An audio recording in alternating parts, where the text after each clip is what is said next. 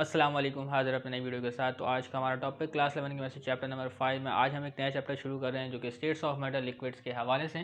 तो इसमें हम सबसे पहले पढ़ेंगे बड़ा इंट्रोडक्शन, उसके बाद kinetic molecular interpretation of liquid, उसके बाद सिंपल प्रॉपर्टीज़ ऑफ लिक्विड जिसमें diffusion, compression, expansion and contraction, molecular motion और काइनेटिक एनर्जी को डिस्कस करेंगे। ठीक है, तो आपने सॉलिड्स के बारे में पढ़ा होगा कि सॉलिड्स का जो शेप होता है वो डेफिनेट शेप और डेफिनेट वॉल्यूम होता है। ठीक है, यानी कि उसके शेप और वॉल्यूम में कोई तब्दीली वाकई नहीं होती। जबकि जो लिक्विड है आपके पास उसका क्या है बेटा, सिर्फ वॉल्यूम डेफिनेट होता है। ठीक है, लेकिन उसका शेप जो है वो चेंज हो सकता है। ठीक है, तो मिसाल के तौर पे हमारे पास एक जूस का पैक है, इसमें जिसका वॉल्यूम है वो है 250 ml।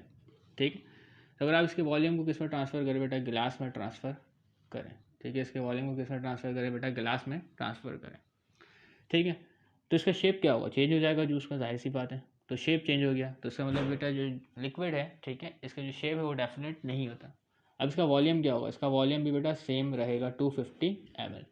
तो लिक्विड का क्या बेटा, आपके पास वॉल्यूम फिक्स होता है। ठीक है, लेकिन जो शेप है वो डेफिनेट नहीं होता है, ये बात आपने याद रखनी है। ठीक है, और इसके अलावा लिक्विड्स के मॉलिक्यूल्स के दरमियान जो है वो इंटर मॉलिक्यूलर फोर्सेस मौजूद होती हैं, जबकि गैसेस के दरमियान इंटर मॉलिक्यूलर फोर्सेस मौजूद नहीं होती। या आप पढ़ के आ चुके हैं। ठीक है, तो लिक्विड्स के मॉलिक्यूल के दरमियान इंटर मॉलिक्यूलर फोर्सेस मौजूद होने की वजह से लिक्विड्स के दरमियान क्या है बेटा, फिजिकल प्रॉपर्टीज़ में फ़र्क आता है। ठीक है, लिक्विड टू लिक्विड।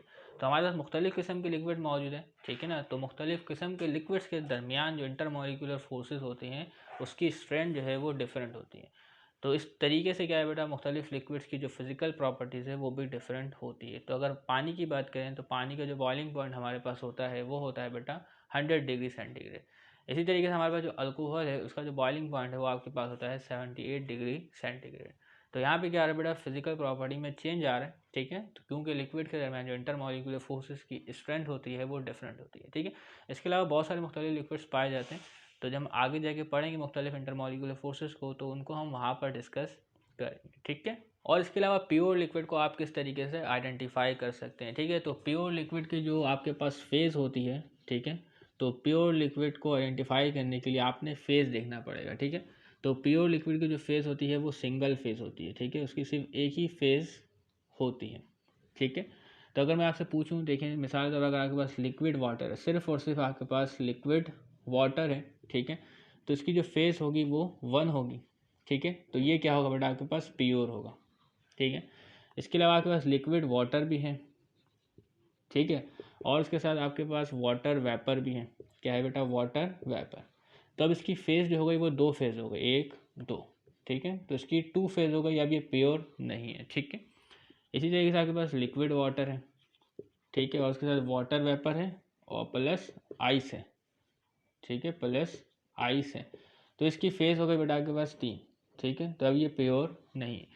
तो प्योर लिक्विड क्या है बेटा, जिसमें सिर्फ लिक्विड वाटर हो या 1 फेज़ हो। 1 फेज़ से मुराद बेटा होमोजीनस हो। ठीक है, अगर उसमें 2 चीज़ें भी हैं, अगर वो होमोजीनस है, ठीक है, अगर 2 चीज़ें भी मौजूद है, अगर वो होमोजीनस है, ठीक है, तो वो सिंगल फेज़ होगा।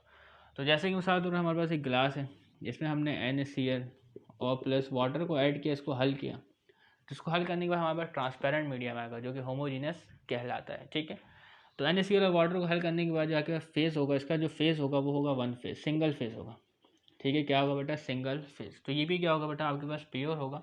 तो इस वाटर के होने से कोई मसला नहीं है, तो इस बात को याद रखना है। और इसके अलावा जो लिक्विड मौजूद होते हैं वो क्लस्टर्स की सूरत में मौजूद होते हैं, यानी झुंड बनाए हुए होते हैं। ठीक है, तो जैसा कि आप इस पिक्चर में देख सकते हैं कि बेटा जो लिक्विड्स है वो आपस में क्लस्टर की फॉर्म में एक जगह जमा है। ठीक है ना, लेकिन इनके पास इतनी एनर्जी होती है कि ये आपस में क्या है बेटा, रोटेट कर सकते हैं, मूव ऑन हो सकते हैं, क्योंकि लिक्विड को अगर आप कहीं उंडेले कहीं गिराएं तो वो आसानी से जो है वो फ्लो कर जाता है। लेकिन लिक्विड जो है वो क्लस्टर्स की सूरत में मौजूद होते हैं, लेकिन इनके पास इतनी एनर्जी होती है कि ये बआसानी जो है ये हरकत कर सकते हैं, फ्लो भी कर सकते हैं। ठीक है, और इसके अलावा जो अर्थ में सबसे पाया जाने वाला जो सब्सटेंस है वो क्या है बेटा, वाटर। ठीक है, जिसकी अबंडेंस अर्थ में 70% है। ठीक है, तो हमारी बॉडी में भी 70% जो है वो पानी पाया जाता है। ठीक है, इसके अलावा लिक्विड की सूरत में हमारे पास ऑयल मौजूद, जिसको हम मोटर इंजन में इस्तेमाल करते हैं, और इसके अलावा हाइड्रोलिक ब्रेक्स में भी इस्तेमाल करते हैं। ठीक है, तो इस लिक्विड के अगर वजूद ना हो तो हम बहुत सारे अपने जो काम हैं, ठीक है, और आसानियों से जो है वो महरूम हो जाएंगे। ठीक है, इसी तरीके से आपके पास 2 एलिमेंट है। ठीक है, 2 एलिमेंट है जो कि लिक्विड स्टेट में पाए जाते हैं, जैसे कि मरकरी। ठीक है। तो MCQs में आपसे पूछा जा सकता है। तो मरकरी तो है तो वैसे एक मेटल, ठीक है, मरकरी क्या है बेटा, है तो एक वैसे मेटल, लेकिन रूम टेम्परेचर में, कब बेटा, रूम टेम्परेचर पर ये लिक्विड स्टेट में पाया जाता है और इसका इस्तेमाल थर्मोमीटर में किया जाता है, ठीक है। इसके अलावा एक और एलिमेंट है जिसका नाम है बेटा ब्रोमीन, ठीक है। ये तो है नॉन मेटल और रूम टेम्परेचर में ये पाया जाता है किसमें बेटा, लिक्विड स्टेट में, ठीक है। तो ये कुछ मालूमात आपको लिक्विड्स के बारे में दी गई थी। तो उम्मीद करते हैं कि बेटा इंट्रोडक्शन में आपको थोड़ी बहुत बातें जो मैंने आपको बताई है समझ में आ गया होगा। तो इसके अलावा आपके पास मौजूद बेटा kinetic molecular interpretation of liquid.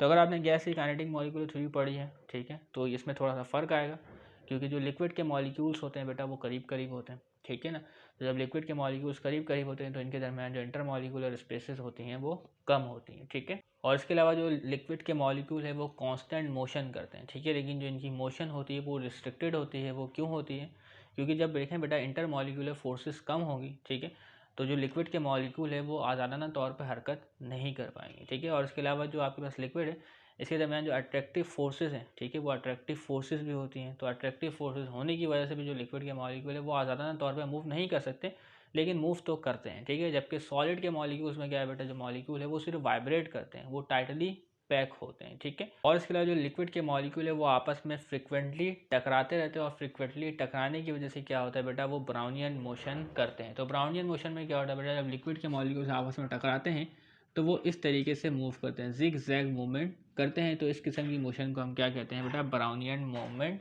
या ब्राउनियन मोशन कहते हैं, ठीक है। और गैसेस के मुकाबले में अगर आप देखें कि गैसेस जो है वो कंप्रेस हो सकती हैं, लेकिन जो लिक्विड है वो कंप्रेस नहीं होता। अगर हो भी जाए तो इतना मामूली होता है कि, ठीक है, तो उसको हम खातिर में नहीं ला सकते, ठीक है। तो लिक्विड के मॉलिक्यूल जो है वो गैसेस की तरह जो है वो कंप्रेशन शो नहीं करते हैं, ठीक है। तो इसके अलावा हमारे पास कुछ सिंपल प्रॉपर्टीज़ ऑफ लिक्विड है, जैसे कि diffusion, compression, expansion, contraction, molecular motion, kinetic energy. तो इनको पढ़ने के बाद आप काफ़ी चीज़ें सीखेंगे। जैसे डिफ्यूजन, गैसेस में आपने पढ़ा डिफ्यूजन का अमल क्या होता था बेटा, दो गैसेस आपस में मिक्स होती थी। इसी तरीके से दो लिक्विड है वो आपस में मिक्स हो सकते हैं, ठीक है, अगर वो मिक्सेबल है, ठीक है, अगर वो मिक्सेबल है, यानी आपस में मिक्स होने की सलाहियत रखते हैं तो आपस में मिक्स हो जाएंगे, ठीक है। तो मिक्सिंग ऑफ मिक्सेबल लिक्विड को हम क्या कहते हैं बेटा, डिफ्यूजन कहते हैं। तो इसी तरीके से अगर आप पानी लें, ठीक है, दो ग्लास लें वाटर में, ठीक है, एक ठंडा पानी, एक गर्म पानी, एक नॉर्मल पानी, तीन ले लें, 3 ग्लास में, ठीक है, और तीनों में क्या है बेटा, इंक ड्रॉप करें, ठीक है। तो किस में जो है वो इंक तेज़ी से फैलेगा, डिफ्यूज़ करेगा, ठीक है।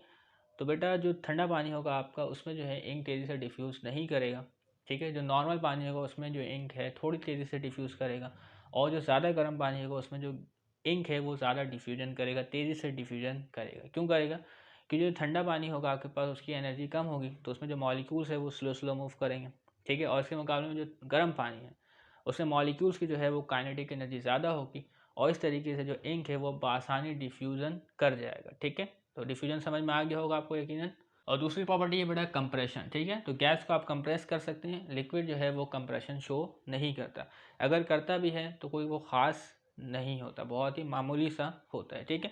क्योंकि लिक्विड के मॉलिक्यूल्स के दरमियान जो इंटर मॉलिक्यूलर फोर्सेस होती हैं वो बहुत कम होती हैं, ठीक है ना। जबकि गैस के मॉलिक्यूल के दरमियान इंटर मॉलिक्यूलर फोर्सेस वो ज़्यादा होती हैं, तभी वो बआसानी जो है वो कंप्रेस कर जाता है। जबकि लिक्विड के दरमियान जो इंटर मॉलिक्यूलर गैप्स होती हैं, स्पेस होती हैं, वो बहुत कम होती है, तो इस वजह से ये कंप्रेशन जो है वो शो नहीं करते। इसके अलावा जो तीसरा प्रॉपर्टी है आपके पास एक्सपेंशन एंड कॉन्ट्रैक्शन। तो एक्सपेंशन की माने क्या होता है बेटा, फैलाव, और कॉन्ट्रैक्शन की माने क्या होता है बेटा, सिकुड़ना। तो कोई चीज़ कब सिकुड़ती है और कब फैलती है, इसको आपने कभी क्लास 9 या 10 में लीनियर एक्सपेंशन और वॉल्यूमेट्रिक एक्सपेंशन पढ़ा होगा। तो मेटल्स को अगर आप हीट करें तो उसमें एक्सपेंशन आता है, ठीक है ना, और कॉन्ट्रैक्शन भी आता है सर्दी में। तो इसी तरीके से लिक्विड भी जो है वो एक्सपेंड भी करते हैं और कॉन्ट्रैक्ट भी होते हैं। कभी आपने एनोमलस एक्सपेंशन ऑफ वाटर पढ़ा होगा, ठीक है, यानी पानी का बेकायदा बर्ताव मुख्तलिफ टेम्परेचर पे, ठीक है ना। तो पानी भी जो है वो एक्सपेंड भी करती है और कॉन्ट्रैक्शन भी करती है। तो इसी तरीके से मुख्तलिफ जो लिक्विड है आपके पास वो भी कॉन्ट्रैक्शन भी करते हैं और एक्सपेंशन भी करते हैं, लेकिन जो एक्सपेंशन और कॉन्ट्रैक्शन होती है वो इतनी वाफिर मिकदार में नहीं होती, ठीक है। और इसके अलावा जो मॉलिक्यूलर मोशन है, ठीक है, तो लिक्विड में मॉलिक्यूल्स मौजूद होते हैं, तो मॉलिक्यूलर मोशन इनकी क्या होती है बेटा, वो भी रिस्ट्रिक्टेड होती है, क्योंकि जो इंटर मॉलिक्यूलर स्पेसेस हैं वो कम होती हैं, ठीक है। तो अगर आप मॉलिक्यूलर मोशन बढ़ाना चाहते हैं, ठीक है, तो उसके लिए आपको काइनेटिक एनर्जी में आना पड़ेगा। तो अगर क्या है बेटा, आप कोई दो लिक्विड आपके पास मौजूद है सेम, ठीक है, तो किसी भी लिक्विड दोनों में से आप किसी एक को गर्म करें, एक को नहीं करें, तो आप जिसको गर्म करेंगे क्या होगी बेटा, उसमें जो काइनेटिक एनर्जी है मॉलिक्यूल्स की उसमें इजाफा हो जाएगा। वो क्यों होगा, जब आप उसको हीट करेंगे तो जो मॉलिक्यूल्स के दरमियान अट्रैक्टिव फोर्सेज है यानी इंटर मॉलिक्यूलर फोर्सेज है वो ख़त्म हो जाएंगी, ठीक है। तो मॉलिक्यूल जो है वो काइनेटिक एनर्जी हासिल करेंगे, ठीक है, और इस जंजीर को तोड़ के यानी अट्रैक्टिव फोर्सेस को ख़त्म करके उसको छोड़ते हुए वो क्या बेटा दूर दूर चले जाएंगे, ठीक है। तो इस तरीके से मॉलिक्यूल्स की काइनेटिक एनर्जी में, लिक्विड की मॉलिक्यूल्स की काइनेटिक एनर्जी में इजाफा हो सकता है, ठीक है। तो उम्मीद करते हैं बेटा जो बातें आपको मैंने बताई ये आपको आसानी समझ में आ गई होंगी। तो आने वाली वीडियो में हम स्टडी करेंगे बेटा कुछ अट्रैक्टिव फोर्सेस के बारे में, ठीक है। तो तब तक के लिए इजाज़त दीजिएगा, चैनल को सब्सक्राइब कीजिएगा। अल्लाह हाफिज़।